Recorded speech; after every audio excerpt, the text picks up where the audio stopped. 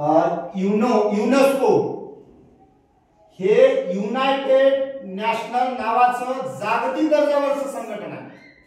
ही संघटना दुसऱ्या जागतिक महायुद्धानंतर 1939 ते 1945 या कालावधीमध्ये दुसरं जागतिक महायुद्ध झालं आणि दुसऱ्या जागतिक महायुद्धानंतर जगाच्या पाठीवर असणारे जे काही राष्ट्र आहेत त्या दुसऱ्या जागतिक महायुद्धामध्ये होरपळून गेले म्हणजे त्या देशातली मनुष्यहानी झाली, त्या देशातला पैसा खर्च झाला, त्या देशातल्या इमारती उद्ध्वस्त झाल्या आणि परिणामतः जपान सारखा जो देश आहे, जपान सारख्या देशामध्ये फक्त राख राहिली एवढं वाटलं दुसऱ्या जागतिक महायुद्धाचा. असे जे काही राष्ट्र आहेत असे सर्व राष्ट्र एका ठिकाणी आले आणि त्यांनी एक संघटना स्थापन केली ज्याला आपण युनेस्को म्हणते की भविष्यामध्ये दुसरं जागतिक महायुद्ध नको आणि या महायुद्धानंतर जे राष्ट्र आपल्या जगात आहेत त्या जगातल्या गरीब, मध्यमवर्गीय आणि गर्भश्रीमंत अशा 3 वर्गामध्ये विभागल्या गेलेल्या राष्ट्रांच्या प्रगतीसाठी युनोनं पाऊल उचललं. आता युनोचं काय काम आहे? युनोचं एक काम आहे जगामध्ये पुन्हा तिसरं महायुद्ध होऊ नये यासाठी युनो काम करते. तिसरे महायुद्ध, थर्ड वर्ल्ड वॉर म्हणतो त्याला आपण. आमच्या देशामध्ये या पृथ्वी तलावर पहिलं जागतिक महायुद्ध झालं 1914 ते 1919. दुसरं महायुद्ध झालं 1939 ते 1945. तिसरं आता महायुद्ध नको, आता इथंच ही प्रक्रिया थांबली पाहिजे यासाठी युनोची स्थापना केली गेली आणि जगातले बहुतांश छोटे मोठे गर्भश्रीमंत राष्ट्र एका ठिकाणी आले आणि त्यांनी म्हणाले की आता नका हो, आता आमच्या जगात शांतता हो. म्हणजे जगामध्ये शांतता निर्माण करण्यासाठी या युनोची स्थापना झाली. आंतरराष्ट्रीय विधी, आंतरराष्ट्रीय सुरक्षा, आर्थिक विकास, सामाजिक प्रगती आणि मानव अधिकार याच बरोबर 3 अत्यंत महत्त्वाच्या आणखी गोष्टी आहेत. जगामध्ये शैक्षणिक प्रगती झाली पाहिजे, जगात वैज्ञानिक प्रगती झाली पाहिजे आणि जे काही आमच्या जगामध्ये अत्यंत महत्त्वाची सांस्कृतिक संवर्धनाची जी ठिकाण आहेत त्याचं जतन झालं पाहिजे यासाठी युनोची स्थापना 45 ला झाली. दुर्दैव तुमचं आणि माझं या भारतातलं 1945 ते 2055 वर्ष हे आणि वर्षे किती हे 25 वर्षे म्हणजे जवळपास 70 वर्ष झाली. पण महाराष्ट्रातलं कोणतंही ठिकाण युनोच्या यादीमध्ये आलं नव्हतं.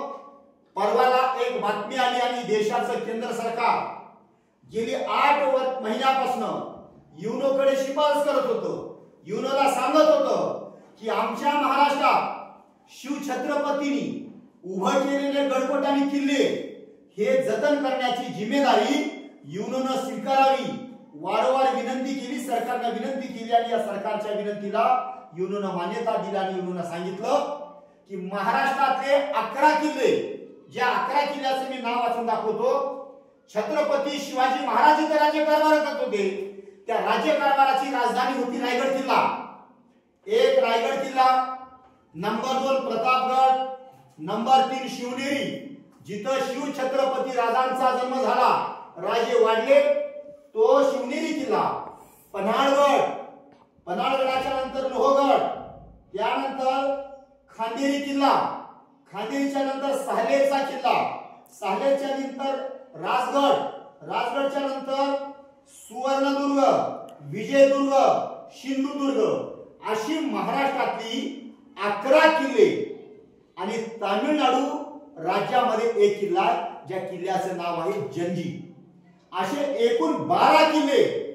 युनोनं असं सांगितलं की या 12 किल्ल्याचं संवर्धन करण्याची जिम्मेदारी ती आमची आहे. की तुम्हाला या 12वीच्या विद्यार्थ्याला काय सांगू लागलो की भविष्यात बोलतो तुम्हाला जेव्हा आमची यूपीसीची परीक्षा होईल महाराष्ट्रात आणि भारतात, जेव्हा एमपीसीची परीक्षा महाराष्ट्रात होईल तेव्हा 100% एमपीसी आणि UPC Maharashtra public service commission आणि युनियन पब्लिक सर्व्हिस कमिशन जे स्वतंत्र 2 कमिशन आहेत. आणि जेव्हा यांनी परीक्षा घेतील, परीक्षा कोणती? आयजी, डीआयजी, कमिशनर, पोलीस अधिकारी, आरोग्य खात्याचा अधिकारी, कृषी अधिकारी, रेल्वेचे अधिकारी, प्रत्येक खात्यामधला जो क्लास 1 आणि क्लास 2 चा अधिकारी होतो, तो अधिकारी होण्यासाठी तुम्हाला एमपीसी आणि यूपीसी ची परीक्षा द्यावी लागती. ती एमपीसी आणि यूपीसी ची जेव्हा परीक्षा होईल तुमची आता भविष्यात 2026 ला, त्या परीक्षेमध्ये 100% एक प्रश्न तुमचा पडेल की महाराष्ट्रातले किती किल्ले युनोनं दत्तक घेतला. तेव्हा तुम्हाला सांगायला हवं की महाराष्ट्रातले 11 किल्ले या युनोनं आमचे दत्तक घेतलं. तामिळनाडू राज्यातील कोणता किल्ला युनोनं दत्तक घेतला असा जर जेव्हा प्रश्न तुम्हाला पडला, तेव्हा तुम्ही सांगायला हवं की तामिळनाडू राज्यातला जंजी नावाचा हा किल्ला जो आहे जंजिरा, हा किल्ला या युनोनं दत्तक घेतला. ही गोष्ट एवढी साधी आणि सोपी नाही. हे प्रकर्षाने तुम्हाला काय सांगू लागलो, सर्वात मोठी बातमी आली. युनोचे नामांकन मिळालेल्या 12 किल्ल्याचे व्यवस्थापन मुख्य सचिवाच्या अध्यक्षतेखाली समिती नेमली गेली आणि हा प्रोग्राम निश्चित झाला. ही बातमी आली लोकसत्ताला कालच्या, आणि दुसरी बातमी सकाळला आली पुण्यनगरीला, सर्वच पेपरला.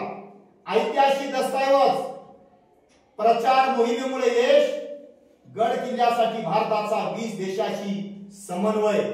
आता तुम्ही म्हणाल युनोनं हे 12 किल्ले दत्तक घेतले सर, पण जगाला काय फायदा त्याचा? जगाच्या कानाकोपऱ्यामध्ये जिथं काही America, Germany, Thailand, Pakistan, Denmark जे राष्ट्र आहेत, चीन, त्या राष्ट्रामधल्या विद्यार्थ्यांना घरी बसल्या बसल्या महाराष्ट्रातले एकूण एक तुम्हाला हे 12 किल्ले तुम्हाला बसून पाहता येतील. त्याची काय काय प्लॅनिंग आहे?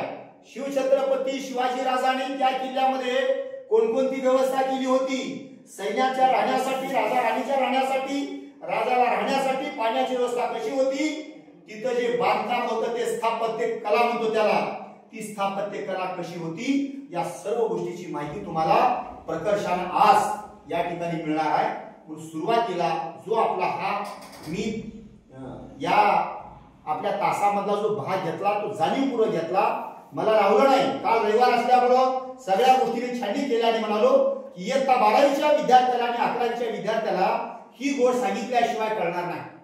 उद्या तुम्हाला कोणी जर एखादा प्रश्न केला, युनोनं काय भानगड, काय कोणीतरी बोलत होतं की युनोनं 12 किल्ले घेतले म्हणे, काय भानगड आहे, युनोनं काय दत्तक घेतला, हा जेव्हा विषय एखाद्या सामान्य माणसाने तुमच्या पुढे केला, तेव्हा तुम्हाला सांगायला हवं की युनोने एवढ्यासाठी दत्तक घेतला की या 12 किल्ल्याची संपूर्ण जबाबदारी आता युनोनं उचलली. तुम्ही म्हणाल युनोनं जबाबदारी उचलली, मग भारताला का उचलली नाही? कारण भारत जरी तुमचा देश असला आणि या भारतामध्ये जरी किल्ले असले तरी युनो हे जागतिक संघटना आहे.